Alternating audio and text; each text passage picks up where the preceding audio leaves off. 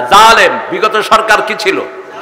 আরো জোরে বলেন। বেশি টেলিবেড়ি করবে না। যদি বিএনপি আগামীতে ক্ষমতায় আসে, আমরা বাহিনী গঠন করব, কোন মসজিদকে আমরা ওদের আন্ডারে রাখবো না, মুক্ত করে ছাড়বো।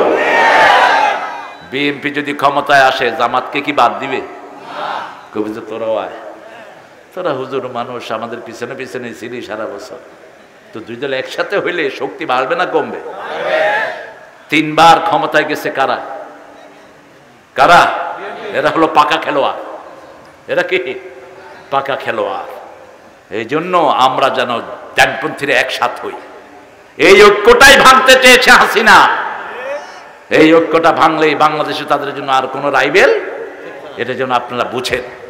প্রিয় ভাইয়েরা, বিএনপির গণভিত্তি, জামাতের নেতৃত্ব, দুইটা যখন একসাথ হবে, এই দেশকে দমিয়ে রাখা কষ্টকর হবে। ঠিক তো? ঠিক।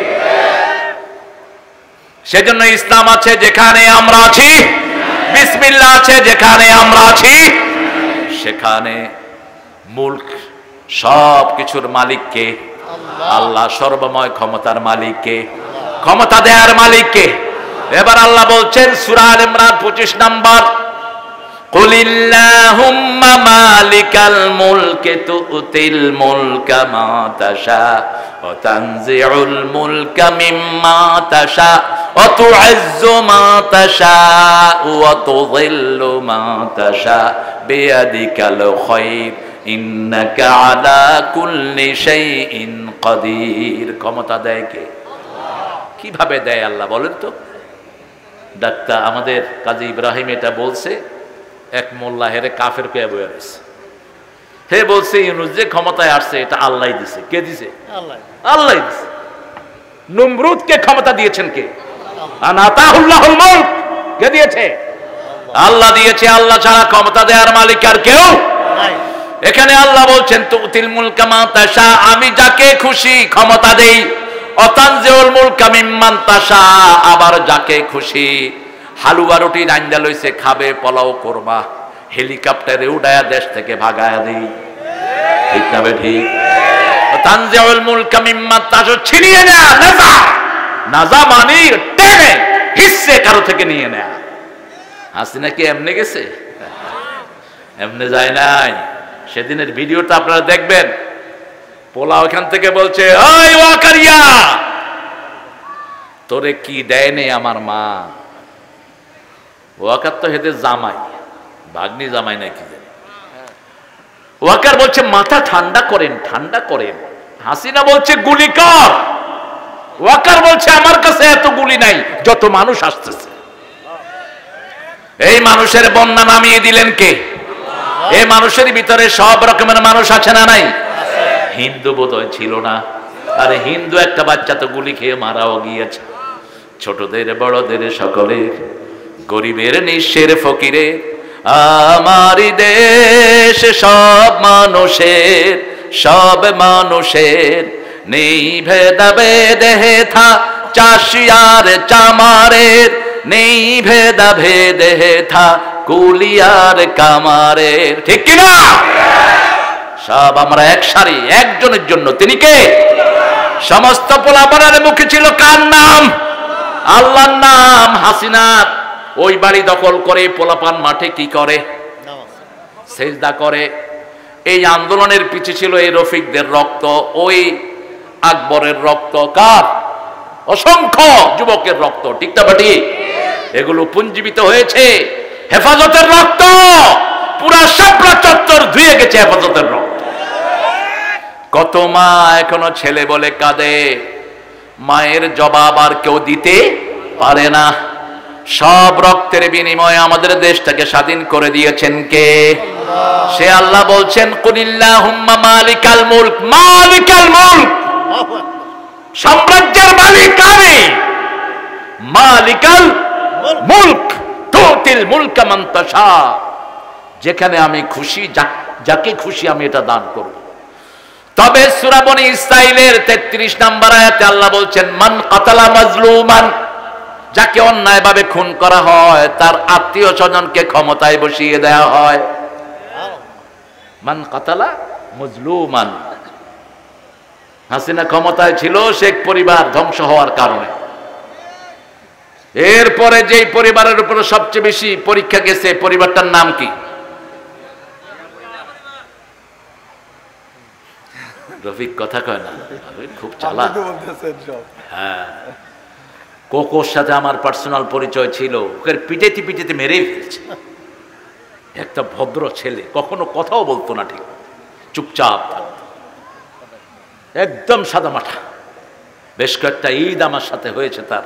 আমি হাজারীবাগে জুমা পড়াতাম, হাজারীবাগের গেদা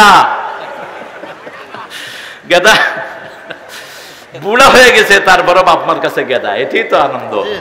কারণ সন্তান যত বড়ই হয় বাপের কাছে ছোটই থাকে, ঠিক কিনা? আরে ইমাম বুখারীর কথা খুব মনে ওঠে। মুহাম্মদ ইবনে ইসমাঈল বুখারী আল্লাহর কত বড় ওলি ছিলেন। দুই চোখ অন্ধ হয়ে যায় 3 বছরে। কয় বছর? 3 বছর। দুই চোখে কিছু দেখে না। কি ফুটফুটে মানুষ ইমাম বুখারী, পৃথিবীর সর্বশ্রেষ্ঠ ব্রেন। মা আয়েশার পরেই সর্বশ্রেষ্ঠ ব্রেন হলো ইমাম বুখারী।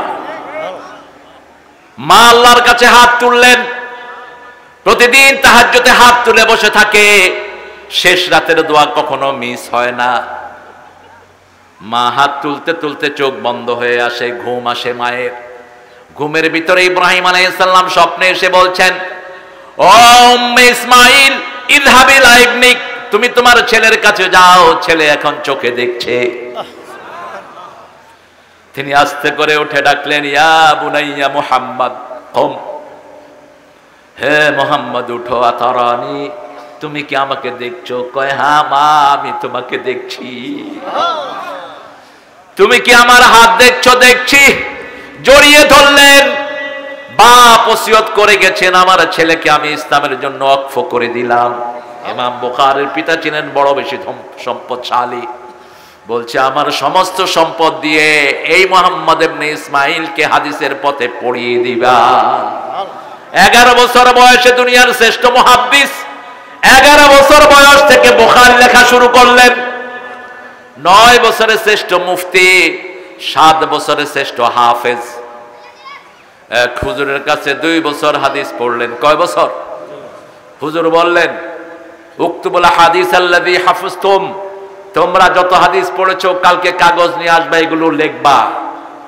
সবাই কাগজ আনছে, ইমাম বুখারী কোনো কাগজ আনে নাই। ওস্তাদ জিজ্ঞেস করলো, তোমার কাগজ কয়? আইনা ওরাকুক, তোমার খাতা কোথায়? বলছে ওয়ারাকি ফি রাসি, আমার খাতা আমার মাথায়। বলছে কয়টা হাদিস মুখস্থ হয়েছে? বলছেন মা নাসিতু কাত, গত 2 বছর যা পড়িয়েছেন একটাও ভুলি নাই। ওস্তাদ বললেন তুমি গোসল করে আসবা। আমিও গোসল করে আসবো, তোমার থেকে আমি হাদিস শুনবো। হাদিস শোনাতে লাগলেন। সপ্তাহ যায়, মাস যায়, ইমাম বুখারীর জবান বন্ধ হয় না। ওস্তাদ কপালে চুমু দিয়ে সেজদায় পড়ে বললেন, আল্লাহ তোমাকে হাদিসের জন্যই সৃষ্টি করেছে। সেই ইমাম বুখারী আলাইহির রাহমা আমাদের জন্য বড় নেয়ামত। আল্লাহর কোরআনের পরে কোন কিতাবের জায়গা? কোন কিতাব? বুখারীর প্রথম হাদিস, ইন্নামাল আ'মালু বিন্নিয়াত ওয়া ইন্নামা লিকুল্লি ইমরিন মা নাওয়া। ওমর ইবনে খাত্তাব থেকে বর্ণিত, প্রত্যেক আমলের ফলাফল তার নিয়তের উপর নির্ভর করে। এখানে যারা আমরা এসেছি একটা নিয়তে আসবো, কার খুশি? আল্লাহর খুশি। অন্য কোন নিয়তে আমরা এখানে বসবো না, ঠিক না? ঠিক। একজনের খুশি চাই, তিনি কে? আল্লাহ। সে আল্লাহ রাব্বুল আলামিন বলছেন 2 নম্বর মুলকের কথা তিনি বললেন সাইয়েদনা ইব্রাহিম আলাইহিস সালামের ব্যাপারে, আলাম তারা ইলাল্লাযী হাজ্জা ইব্রাহিম রাব্বাহু আন আতাহুল্লাহুল মুলক। নমরুদকে ক্ষমতা দান করেছেন কে? ইব্রাহিম আলাইহিস সালাম বললেন, আল্লাহু ইউহয়ী ওয়া ইউমীত, আমার আল্লাহ মারতে পারেন, জীবিত রাখতে পারেন। নমরুদ 2 জনকে নিয়ে আসলো, একজনকে মেরে ফেললো, আরেকজনকে ছেড়ে দিল। বলছে আনা উহয়ী ওয়া ইউমীত, আমিও মারতে পারি, আমিও রাখতে পারি। এবার সবচেয়ে বেশি জ্ঞানী নবী, সবচেয়ে বেশি ধী সম্পন্ন নবী, একাই ছিলেন উম্মত, একাই ছিলেন কানেত, একাই ছিলেন আল্লাহর শুকরিয়া আদায়কারী। সূরা নহলের মধ্যে আল্লাহ বলছেন ইব্রাহিম ও কানা উম্মাতান কানিতান, তিনি একাই ছিলেন উম্মত। তিনি এবার বললেন ইন্নাল্লাহ ইয়াতি বিশ-শামসি মিনাল মাশরিকি ফাতি বিহা মিনাল মাগরিব, আমার আল্লাহ পশ্চিম দিক থেকে পূর্ব দিক থেকে সূর্য উঠায় পশ্চিম দিকে অস্ত যাওয়ায় তুমি পারলে পশ্চিম দিক থেকে উঠায় পূর্ব দিকে ডুবাও। ফাবুহিতাল্লাযী কাফার, কাফেরের মুখে ছাই পড়ে গেল। ইন্নাল্লাহা লা ইয়াহদিল কওমাজ জালিমিন, আল্লাহ কোন জালেমকে হেদায়েত দেয় না।